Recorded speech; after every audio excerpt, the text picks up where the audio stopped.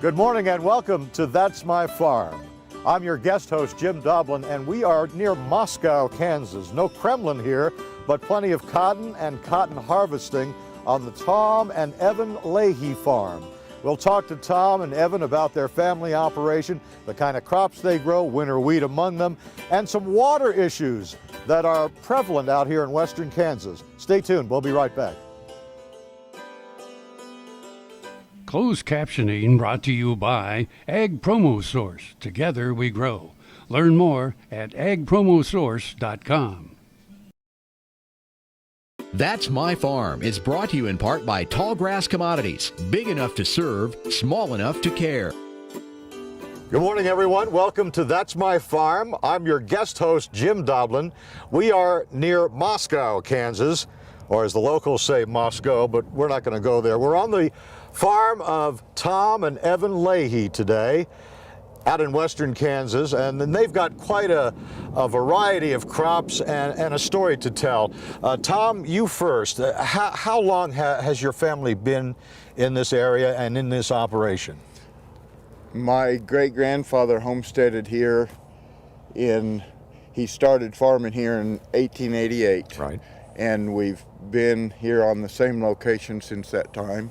My grandfather and dad farmed here before me, and now my son Evan has kind of taken the reins a little bit, you know, yes, in the day-to-day operation, I would say. Yes. And I have a couple boys that'll hopefully want to, keep it going on. So the tradition is probably going to continue for at least the next couple of generations, huh? Yes. Yeah. That's great. That's great. So Evan, kind of tell us about your crop rotation a little bit. What do you have out here? Well, we have corn, milo, wheat, and cotton, of course, and we just depending where we're at and what field we're on, is a water issue. If we have enough water to have a corn crop, and if we don't, we'll put cotton there. And then a lot of fields we'll go and rotate corn one year, and then we'll rotate it to cotton the next year to keep the weeds taken care of. But, sure. And some fields, like this one's such low water, we rotate this one with wheat and cotton and go back and forth because we just can't water corn. It takes too much water. Right. So we go back and forth. And cotton is a better crop as far as water concerns go anyway, correct? I mean, it takes quite a bit less water. I mean, I think this well here pumps 250 gallons maybe. It's very low gallons, so we have quite a bit of dry land. Okay. We do a lot of dry land farming. It's about half and half. Yeah. Right. Yeah. Right. And the dry land we do a lot in rotation in thirds. We'll summer fallow and wheat and a cotton crop, and we'll rotate that. So we're always trying to summer fallow one so it'll do better, and Right. And I understand there's some cattle also in the picture? There is some cattle. He runs some cattle. How many do you have? A couple hundred head of mama cows. Okay. Yeah. So how has the year been for you as far as crops? Has the drought kind of abated a little bit out here? It's better. It's a lot. Better. This year's been a lot better. We've got a lot of rain. We haven't harvested a dryland wheat crop since 2010. We've had a 10 to 15 bushel dryland wheat crop. This next season, for 16, we expect to get back to our 35 bushel dryland wheat. All right, Tom and Evan, stay here. We'll be right back, folks, after these words from our sponsors.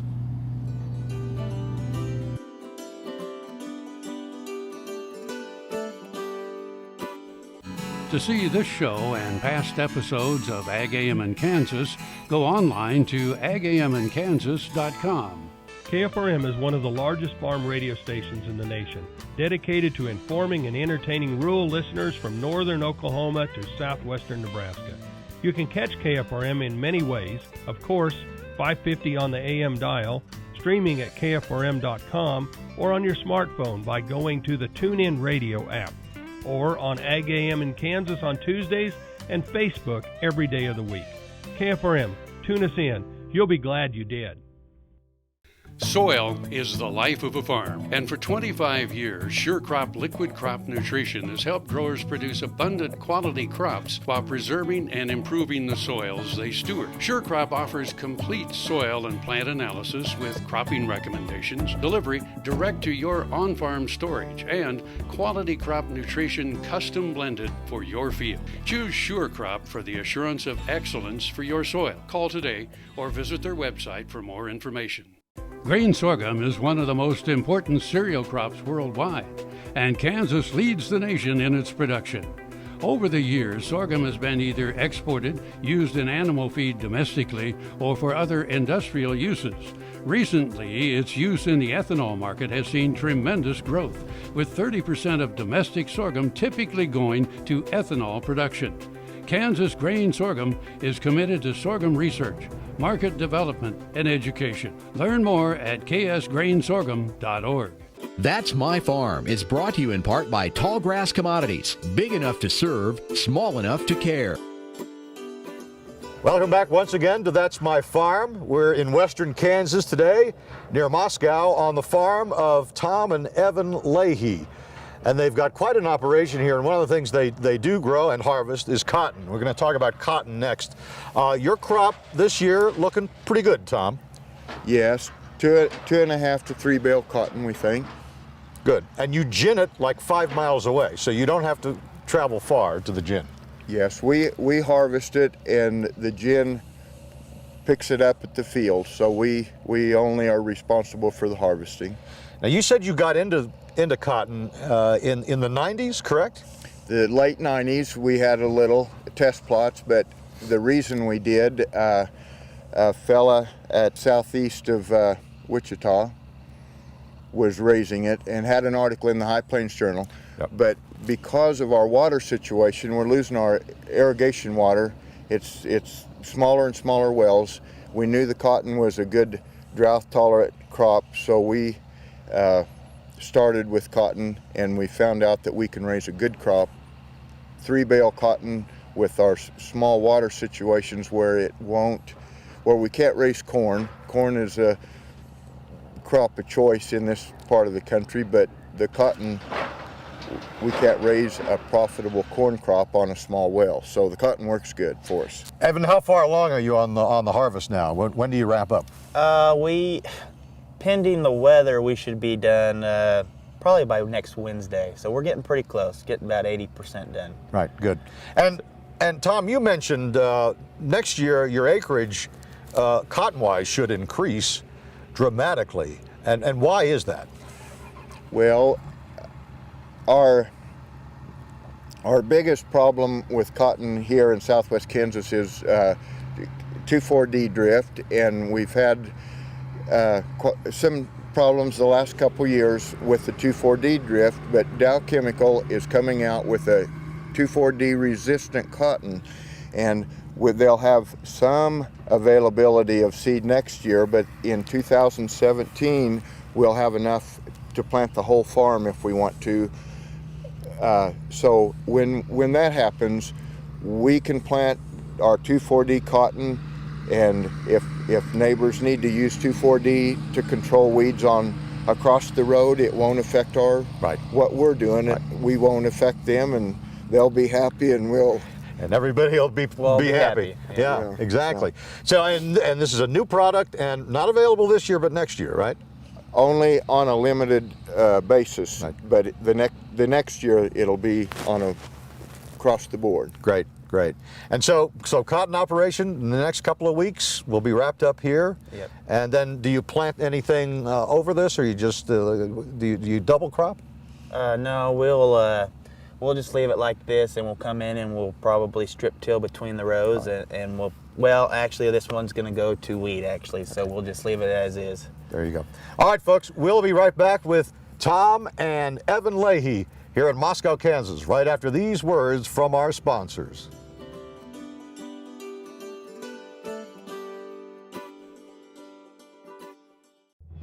No matter where, no matter why, the Veterinary Health Center at Kansas State University is committed to providing quality patient care to animals and exceptional customer service to their owners. From routine checkups to emergency and specialty care. Our world-renowned specialists and experienced professionals are here to discover, to teach, and to heal. Let us know. How can I help? How can we help? Valley Vet Supply is devoted to providing information and professional quality products at reasonable prices. Valley Vet Supply. Tarwater Farm and Home has been family owned and operated since its beginning in 1978. What you need for farm and agriculture, lawn and garden, clothing and footwear, and so much more. You'll be surprised at what you'll find in this huge store. They have what you need and lots of it. So come take a look. You'll discover that customer service is first and foremost. Always has been with the Tarwaters. Tarwater Farm and Home, 4107 North Topeka Boulevard. That's My Farm is brought to you in part by Tallgrass Commodities. Big enough to serve, small enough to care. Welcome back to That's My Farm. I'm your guest host, Jim Doblin, with Evan and Tom Leahy on their operation near Moscow, Kansas. And we're going to talk a little bit about the winter wheat crop out here in western Kansas this year. And either of you guys started off. Maybe Evan, you can tell us, how the crop is progressing so far. It's doing really well. We've got plenty of rain this year, so it's coming up. We didn't even have to water it. And yeah, I saw some puddles on the way in, some pooling. Yeah. So and it's been a week or two since we've had any moisture, but the wheat's coming up and looking good, and hope to have a good harvest. So how much acreage do you reserve for wheat and row spacing and that kind of stuff? That's a good question. Do we have 2,000 acres of wheat? Something like that? Yes. Yeah. Close So to like it. 2,000, yeah. Yeah. And probably more dry land than irrigated. Right. So how much do you irrigate then? Probably like a quarter of it? That depends. Well, about half of the acres are irrigated, but it depends on how much rain we get in the spring on how much water we apply. It can be anywhere from 5 to 12 inches of additional irrigation water that we put on the wheat. Okay. And how's your weed control and fertilizer situation going? Good. Going pretty good. Yeah. What do you usually use? We put down some dry with an air seeder. We have an air seeder we run, and we'll put down some phos and blend it in when we drill it. Yeah. So if we have good moisture, we'll top dress the wheat with 30 to 40 pounds of nitrogen in the spring. Okay. And usually you harvest what, June, May, June, something like that. Yeah. June 18th to the 21st is a normal. Like to be start done time. by the 4th of July, but doesn't normally happen. So nothing never works on schedule, No. apparently. So you talked about water issues here and the scarcity of water becoming more of a problem. right. Yeah.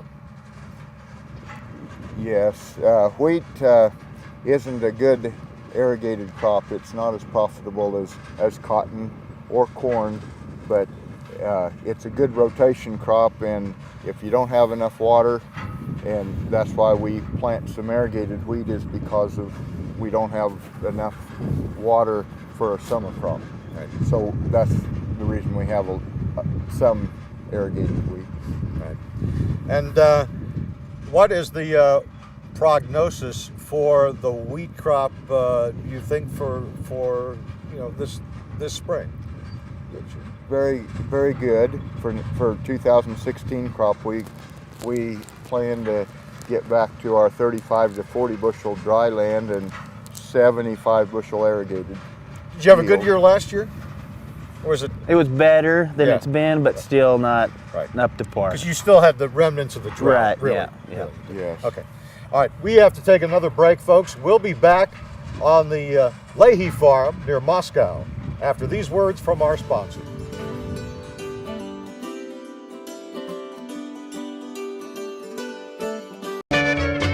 Ag Promo Source is a unique group of marketing specialists with one mission: help your ag business grow. Each affiliate has their own area of expertise, and they work together to bring you advice, products, and services. To get started, visit agpromosource.com. Ag Promo Source. Together we grow.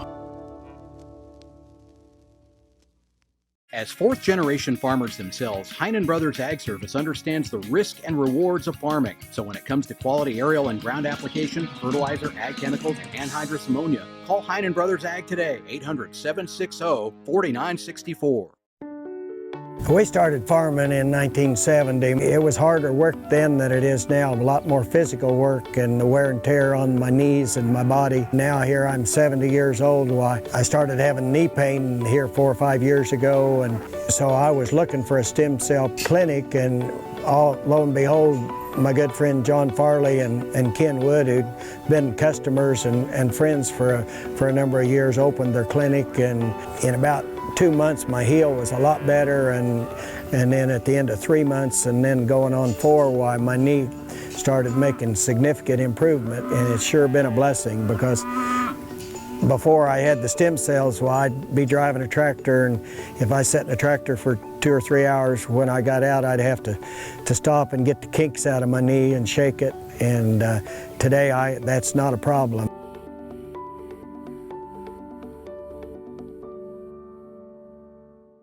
That's My Farm is brought to you in part by Tallgrass Commodities. Big enough to serve, small enough to care. Welcome back to That's My Farm. I'm your guest host, Jim Doblin, with Evan Leahy on the Leahy Farm out in Stevens County, Kansas, near Moscow. And we're going to talk a little bit about milo. They are still harvesting milo as we speak. Evan, unusual because it's a little bit late this year. It is. We've had a lot of rain this year, which is a good thing. So it's put us behind, and we're, trying to get through it right now. So we got about 30 acres left, and they'll be wrapping it up here in a little bit. Yeah, you never want to complain about lack of too much rain, because unless you're flooded out here, that's a good thing. Right. Yeah, we've been in such a drought for the last several years that we're glad to finally be getting it. So. Right. You plant mostly dryland milo?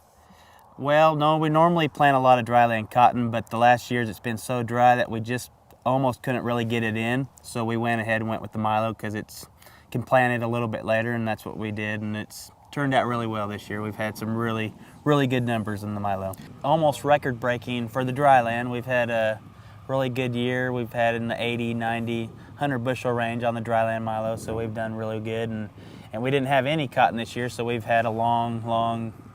How does milo fit into your crop rotation? I mean, do you use it as a backstop? I mean, as like if we can't plant anything else, right? Yeah, we got the milo. Right. Yeah. Usually we'll go to like wheat stubble. We'll go in and we'll want to replant cotton there, but if we don't, we'll put in the milo. So we can do either one, and typically go with the cotton, like I said. But this year we just didn't quite get any cotton in, and just went mostly to milo. And the crop though does look good. Yeah, it's an outstanding crop. Been very good this year, yes. Yeah, and although the prices for milo are not so great, not so good. We did haul some of our milo. We mostly take it to the local elevator, but we did take some to the ethanol plant over in Liberal, and they're paying a little better over there. So we did get a little more for our milo over that way. Yeah, they're expanding the uses for milo, so don't give it up. It's always a good backstop, right? Yeah, we like it as a dryland crop. It's easy to raise, and it doesn't take a lot of rain either. So yeah. But you said you're probably going to be on this field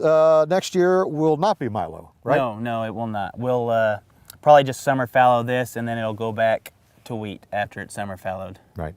And as far as acreage out here, how much have you devoted to milo, your crop this year? On the farm? Yeah. I think we're on the dry land. We've got a little over 2,000 acres probably, and then probably another 2,000 acres of irrigated milo. So we had quite a bit this year. Lots of milo. Okay, yeah. Great. Evan, we'll be right back after these words from our sponsors. Stay with us.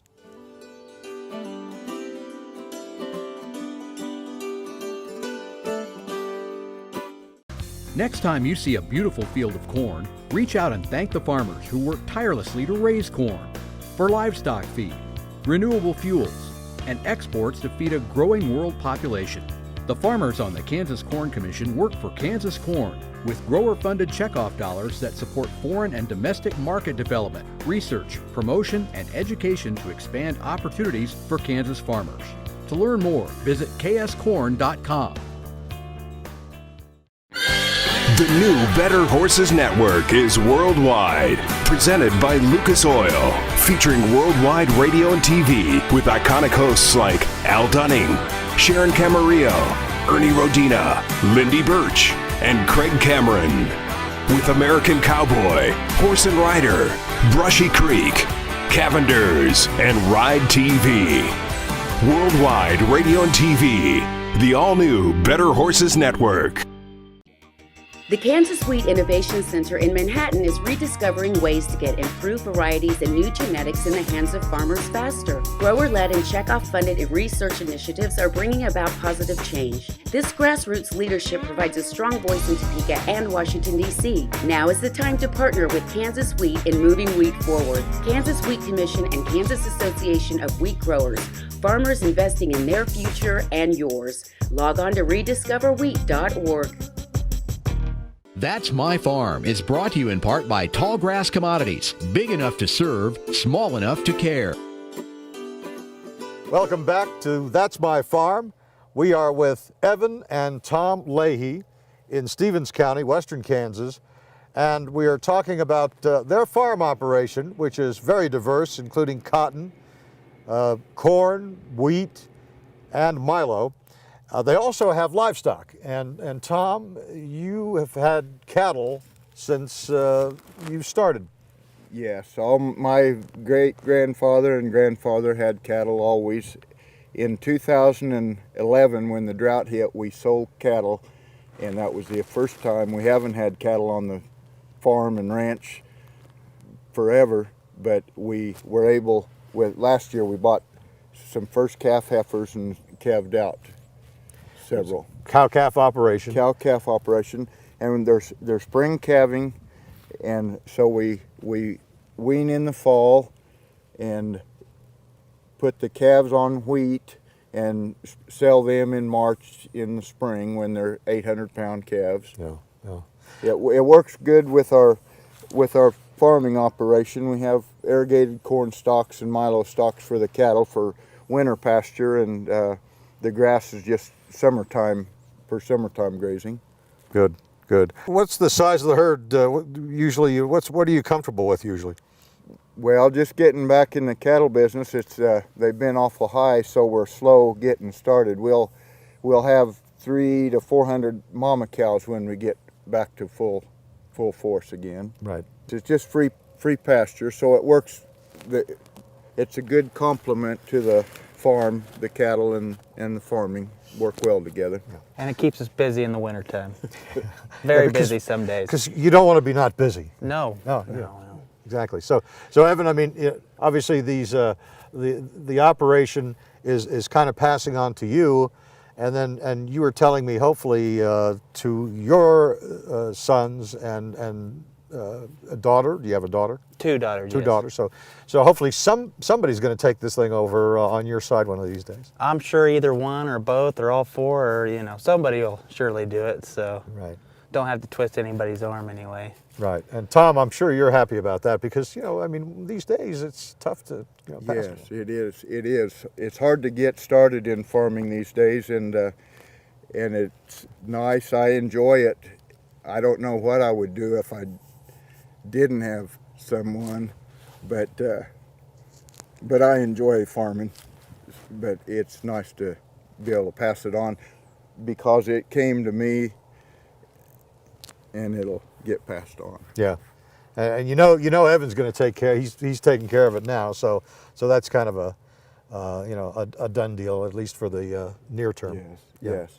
So so Evan, what do you see as the kind of the future of this operation? Do you see more cotton? Do you see take me through that a little bit. Everything's going to go about the same as it has been. It's just what we've gotten used to and what we know. But the cotton, for sure, we like the cotton, and it's good crop to raise. So we're going to do that more. But everything will kind of just go on like it has been for the last 120 years or so.